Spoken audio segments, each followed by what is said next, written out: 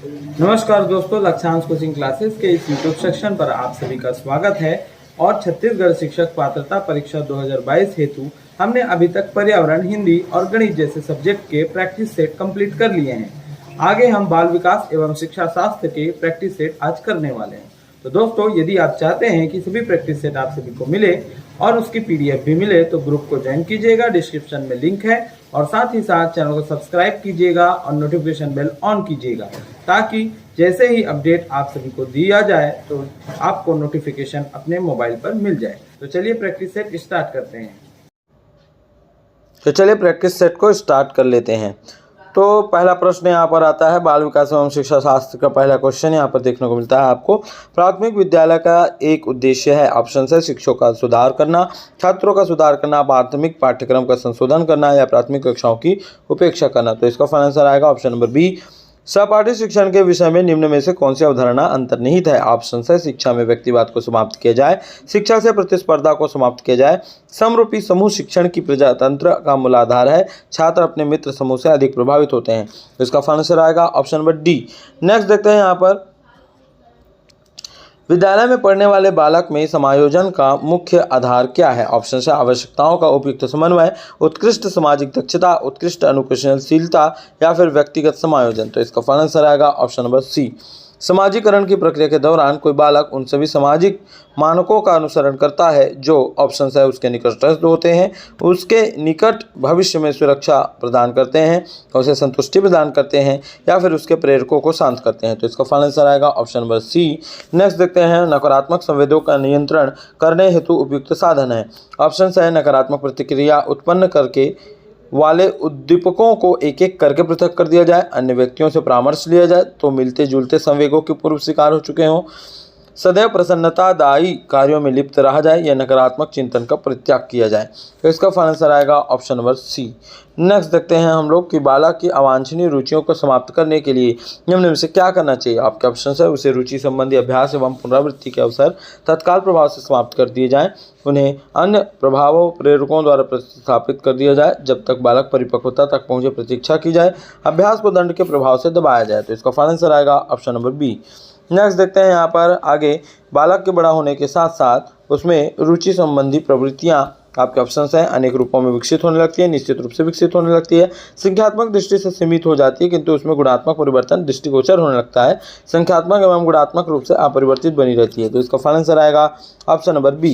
Next देखते हैं, प्रभावी संप्रेषणकर्ता के रूप में आप निम्न में से सबसे पहले किसका चयन करेंगे। आपके ऑप्शन है उचित माध्यमों का, मूल्यांकन प्रक्रिया की योजना का या फिर संचार के उद्देश्यों निर्दिष्ट करना या संचार के विभिन्न माध्यमों की पहचान करना। तो इसका फाइनल आंसर आएगा ऑप्शन नंबर ए। नेक्स्ट देखते हैं, आपके छात्रों की ओर से सदैव यह शिकायतें मिलती रहती है कि आप कक्षा में पढ़ाते समय जल्दी जल्दी बोलते हैं, इसका प्रमुख कारण क्या हो सकता है। आपका ऑप्शन है उपलब्ध समय कम है, आप में आत्मविश्वास की कमी है, छात्र आदी हो गए हैं या फिर इनमें से कोई नहीं। तो इसका फाइनल आंसर आएगा ऑप्शन नंबर बी। लेकिन ध्यान रखिएगा दोस्तों, मैं फास्ट इसलिए कर रहा हूँ ताकि आपको कम से कम समय में प्रश्नों को याद करा दूँ, उसकी प्रैक्टिस करा दूँ। ये वाला मेरे लिए अभी फ़िलहाल नहीं है क्योंकि इसमें प्रश्न जो दिया है वो कक्षा की बात की जा रही है, यहाँ पर ये कक्षा नहीं है, ये सिर्फ एक प्रैक्टिस सेट है जो थोड़ा सा फास्ट कर रहे हैं, वीडियो है, पॉज कर सकते हैं इसको। किसी क्रिया को उत्तम अधिगम प्रविधि बनाने के लिए सदैव आवश्यक है। आपके ऑप्शन है मानसिक व्यायाम, एकात्मक परीक्षण, एक वास्तविक शिक्षा का उद्देश्य या फिर शिक्षक द्वारा संबंधित अधिगम। तो इसका फाइनल आंसर आएगा ऑप्शन नंबर सी। नेक्स्ट देख लेते हैं, एक बालक निम्न में से किसके द्वारा पाठ्य सामग्री को ठीक प्रकार सीख सकता है। आपके ऑप्शन है याद करके, सुनने के द्वारा, माता पिता द्वारा या फिर स्वयं करके। जाहिर सी बात है इसका फाइनल आंसर होगा ऑप्शन नंबर डी। आप छात्रों को किसी नई पुस्तक का अधिगम कराने हेतु निम्न में से क्या प्राथमिक रूप से प्रयोग करेंगे। आपके ऑप्शन है छात्रों के स्तर का ज्ञान प्राप्त करेंगे, छात्रों को नवीन उदाहरण देंगे या फिर कक्षाओं में नवीन विधियों का प्रयोग करेंगे, छात्रों को सीखने के नियम बनाएंगे। तो बताइए इसमें ऑप्शन कौन सा सही होगा। तो ऑप्शन नंबर ए सही होगा। नेक्स्ट देखते हैं, शिक्षा के क्षेत्र में समाज तभी उन्नति कर सकता है जब बालिका शिक्षा को बालक शिक्षा से ऑप्शन से कम महत्व दिया जाए, समान महत्व दिया जाए, अधिक महत्व दिया जाए या फिर इनमें से कोई नहीं। तो इसका फाइनल आंसर आएगा अधिक महत्व दिया जाए, इसीलिए क्योंकि बालिका शिक्षा करके जो है यहाँ पर, वैसे इसका आंसर फाइनल जो है ऑप्शन नंबर बी, समान महत्व दिया जाए होना चाहिए था। ठीक है, देख लेते हैं इसका इसको यहाँ पर ऑप्शनल में रख दीजिए, विलोपित कर दिया गया है, ऐसे समझिए। नेक्स्ट देखते हैं बुनियादी शिक्षा का स्वरूप क्या है। तो इसका ऑप्शन है आधारभूत शिक्षा, प्रौद्योगिकी शिक्षा, अनुषंगिक शिक्षा या फिर शारीरिक शिक्षा। तो इसका फाइनल आंसर आएगा ऑप्शन नंबर ए। नेक्स्ट, बालकों में वृद्धि एवं विकास के उद्देश्य से सर्वश्रेष्ठ शिक्षण किस स्तर पर किया जाना आवश्यक है। आपका ऑप्शन है स्नातक स्तर पर, हाई स्कूल स्तर पर, माध्यमिक स्तर पर, प्राथमिक स्तर पर। तो इसका फाइनल आंसर आएगा ऑप्शन नंबर डी। नेक्स्ट देखते हैं जो व्यक्ति शिक्षण व्यवसाय में प्रवेश का इच्छुक है उसके लिए सर्वोच्च अर्हता है। आपके ऑप्शन है उच्च बुद्धिलब्धि या फिर सार्वजनिक संभाषण योग्यता, उत्तम स्वास्थ्य या फिर इनमें से कोई नहीं। तो इसका फाइनल आंसर आएगा ऑप्शन नंबर बी। नेक्स्ट देखते हैं छोटे बच्चों की ज्ञानेंद्रियों को क्रियाशील व सक्षम बनाने हेतु आपके ऑप्शन है उनके समक्ष सामग्री रखकर निरीक्षण कराएंगे, उनसे वस्तुओं को उठाने रखने का कार्य कराएंगे, उनको क्रियाशील रखेंगे या फिर उनको कक्षा में शांत बैठने को कहेंगे। तो इसका फाइनल आंसर आएगा option number C. Option number C आएगा। यदि शिक्षक कक्षा में शिक्षण के समय कोई गंभीर त्रुटि कर जाता है उसे निम्नलिखित कार्य करना चाहिए। ऑप्शन है वह अपनी त्रुटि को तुरंत स्वीकार कर ले, वह उसे भुलाने का प्रयास करे, त्रुटि करे और भूल जाए या फिर उसके प्रति अज्ञान बन जाए। जिसका फाइनल आंसर आएगा ऑप्शन नंबर ए। सही बात है, मैं तुरंत स्वीकार कर लेता हूँ अपने कक्षा में, अगर मुझसे कोई परेशानी या कोई गलती हो जाती है तो जाहिर सी बात है करना चाहिए। नेक्स्ट देखते हैं शिक्षा योजना में सर्वाधिक प्रभावित तत्व है। ऑप्शन है छात्र पाठ्य पुस्तक संबंध, छात्र प्रधान अध्यापक संबंध, समाज समुदाय संबंध या फिर शिक्षक साथ छात्र संबंध। तो इसका फाइनल आंसर आएगा option number D. Next question है प्रेरणा छात्रों में रुचि उत्पन्न करने की कला है। किसका कथन है ये? ऑप्शन है थॉमसन, वुडवर्थ, गेट्स या फिर रॉस। तो बताइए इसका फाइनल आंसर क्या आएगा? याद रखिएगा थॉमसन ने ये कहा है। शिक्षण प्रक्रिया के दौरान संवेग किस प्रकार महत्वपूर्ण भूमिका अदा करता है।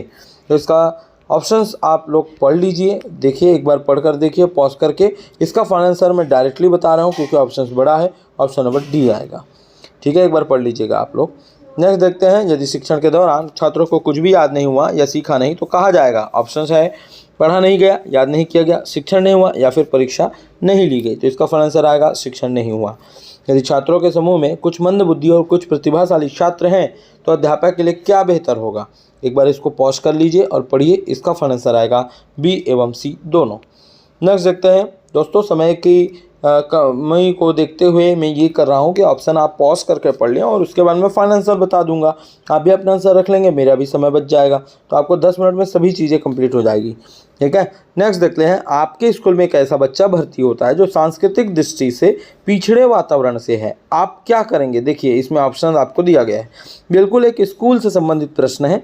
पॉज कर लीजिए और उसके बाद आंसर आप अपना टिक कर लीजिए। मैं फाइनल आंसर बताने जा रहा हूँ, ऑप्शन नंबर सी आएगा। नेक्स्ट देख लेते हैं, ये प्रश्न इधर कर लेते हैं ताकि आप सभी को दिखाई दे।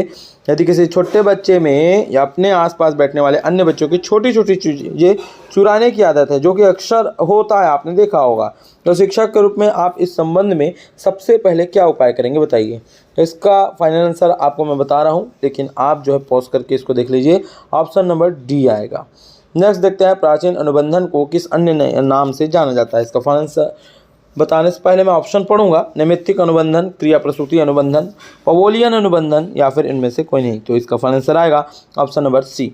अर्जित तर्कों में निम्न में से क्या विशेषता पाई जाती है। तो आपके ऑप्शन है जीवन लक्ष्य एवं मनोवृत्तियाँ, मधुव्यसन या फिर आदत की व्यवस्था या फिर ये सभी। तो इसका फाइनल आंसर आएगा ऑप्शन नंबर डी। नेक्स्ट देखते हैं आधुनिक शिक्षा व्यवस्था के विषय में निम्न में से क्या सत्य है। तो इसका फाइनल आंसर क्या आएगा बताइए, आप लोग पॉज कर लीजिए, इसका फाइनल आंसर बता दीजिए। जी हाँ, आपने टिक कर लिया होगा, तो इसका फाइनल आंसर आने वाला है ऑप्शन नंबर सी। नेक्स्ट देखते हैं बालकों में तथ्यों का रटने की आदत पाई जाती है, इस आदत के परिणाम स्वरूप आपके ऑप्शन है बुद्धि कुंठित होती है, पाठ्यक्रम के अतिरिक्त और कुछ पढ़ने की रुचि पैदा नहीं होती, मौलिक चिंतन में बाधा पड़ती है, व्यक्तिगत का सही विकास नहीं होता है। तो इसका फाइनल आंसर आएगा ऑप्शन नंबर सी। नेक्स्ट देखते हैं निम्न में से किस मनोवैज्ञानिक संप्रदाय ने अंतर्दृष्टि द्वारा अधिगम को विशेष महत्व दिया। तो इसका फाइनल आंसर आएगा ऑप्शन नंबर बी, गेस्टाल्ट संप्रदाय। तो दोस्तों आज के लिए सिर्फ इतना ही। नेक्स्ट हम प्रैक्टिस सेट में फिर से मिलेंगे नंबर 6 में, और आप लोग प्रैक्टिस करते रहिए कंटिन्यू। बताइए कमेंट सेक्शन पर कि कितना आपका प्रश्न सही हुआ, और कंटिन्यू अपडेट आप सभी को चैनल पर मिलते रहेगा, PDF ग्रुप में भेज दिया जाएगा। तब तक के लिए बहुत बहुत